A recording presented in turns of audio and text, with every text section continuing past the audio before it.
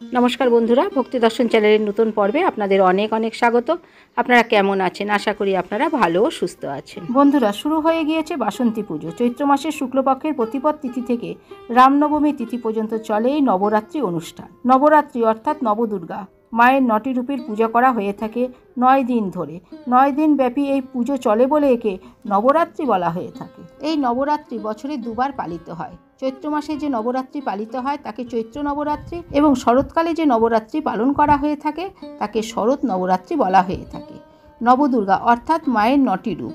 এই 9টি রূপ হলো শৈলীপুত্রী, ব্রহ্মচারিণী, চন্দ্রঘণ্টা, কুষ্মাণ্ডা, স্কন্ধমাতা, কাত্যায়নী, কালরাত্রি, মহাগৌরী এবং সিদ্ধিদাত্রী। আবার 2025 সালের 14ই মার্চ শুক্রবার খর মাস শুরু হয়েছে এবং 14ই এপ্রিল সোমবার পর্যন্ত চলবে এই খর মাস। যখন সূর্যদেব ধনু এবং মীন রাশিতে প্রবেশ করেন তখনই খর মাস শুরু হয়। এই সময়কালে কোনো রকম শুভ কাজ করা উচিত নয়। দান, জপ, আধ্যাত্মিক কাজের জন্য এই খর মাসকে শুভ বলে মনে করা হয়। সনাতন ধর্মে খর মাস বিশেষভাবে তাৎপর্যপূর্ণ এবং এই সময়কালে সূর্য বৃহস্পতির উজ্জ্বলতা হ্রাস করে, যা শুভ কাজের জন্য প্রতিকূল সময় করে তোলে। এই সময় কোনো শুভ কাজ করলে সেই কাজে সাফল্য লাভ সম্ভব হয় না। আজকের পর্বে আমরা জানব এই খর মাসের অশুভ ছায়ায় শুরু হয়েছে চৈত্র নবরাত্রি। এই খর মাসে কি কি কাজ করা একদম উচিত নয়, সবটাই জানবো আজকের পর্বে। ভিডিওটি সম্পূর্ণ দেখার অনুরোধ রইল। তার আগে বন্ধুরা, এখনও যারা ভক্তি দর্শন চ্যানেলটিকে সাবস্ক্রাইব করেননি তারা চ্যানেলটিকে সাবস্ক্রাইব করে পাশে থাকা অল নোটিফিকেশনে ক্লিক করে দেবেন পরবর্তী ভিডিওটি পাওয়ার জন্য। চৈত্র নবরাত্রি চৈত্র মাসের শুক্লপক্ষের প্রতিপদ তিথি থেকে শুরু হয়ে নবমী তিথিতে শেষ হয়। 2025 সালের 30শে মার্চ থেকে শুরু হয়েছে চৈত্র নবরাত্রি। এটি একটি 9 দিনের উৎসব যা ভারত জুড়ে বিভিন্ন ঐতিহ্যের মাধ্যমে উদযাপিত হয়। 2025 সালের চৈত্র নবরাত্রি 30শে মার্চ রবিবার থেকে শুরু হচ্ছে এবং শেষ হবে 7ই এপ্রিল সোমবার।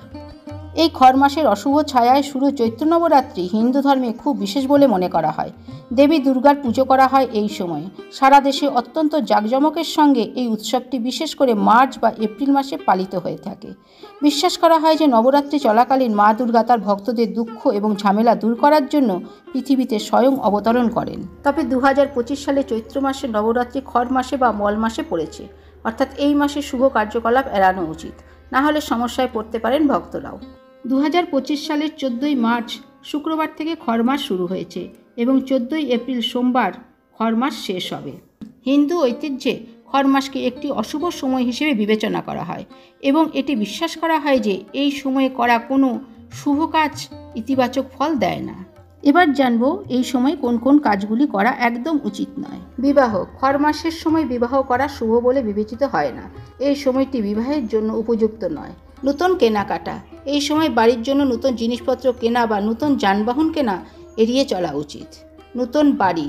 খর মাসে বাড়ি ভিত স্থাপন, গৃহপ্রবেশ বা গৃহ নির্মাণ করা উচিত নয়। নতুন চাকরি বা ব্যবসা শুরু করা। এই সময় নতুন ব্যবসা শুরু করা বা নতুন চাকরিতে যোগদান করা এড়িয়ে চলা উচিত। আমিষ খাবার বা অ্যালকোহল। খর মাস বা মল মাসের সময় আমিষ খাবার খাওয়া এবং অ্যালকোহল পান করা এড়িয়ে চলার পরামর্শ দেওয়া হয়। খর মাস বা মল মাস আধ্যাত্মিকভাবে শুভ সময়। এই সময় ভগবান বিষ্ণু এবং সূর্যদেবের পুজো করা অত্যন্ত শুভ ফল দিতে পারে। খর মাসের সময় নিয়মিত সূর্যদেবকে জল অর্পণ করুন এবং সূর্যদেবের আশীর্বাদ পেতে ওং ঘৃণী সূর্যায় নমঃ মন্ত্রটি জপ করুন। সম্ভব হলে জপ করার সময় লাল চন্দনের মালা ব্যবহার করুন এবং সর্বোত্তম ফলাফলের জন্য 108 বার মন্ত্রটি জপ করুন। এর ফলে ইতিবাচক শক্তি বৃদ্ধি পাবে, মনে শান্তি আনবে এবং জীবনের সব রকম বাধা দূর হবে বলে বিশ্বাস করা হয়। এবার জানবো আবার কবে শুভ কাজ করতে পারবেন। খর মাসে 13ই এপ্রিল 2025 রবিবার সমাপ্ত হবে, যখন সূর্য মীন রাশি থেকে মেষ রাশিতে গমন করবে। এরপর বিবাহ, নতুন উদ্যোগ, নতুন বাড়ি কেনা এবং অন্যান্য গুরুত্বপূর্ণ অনুষ্ঠানের মতন শুভ কার্যকলাপ পরিচালনার জন্য সময়টি আবার অনুকূল হয়ে উঠবে। তো বন্ধুরা, আজকের ভিডিওটি এই পর্যন্তই। আশা করছি ভিডিওটি থেকে আপনারা অনেক উপকৃত হবেন। ভিডিওটি ভালো লাগলে ভক্তি দর্শন চ্যানেলটিকে সাবস্ক্রাইব করে সঙ্গে থাকুন। ভালো থাকবেন, সুস্থ থাকবেন। ধন্যবাদ।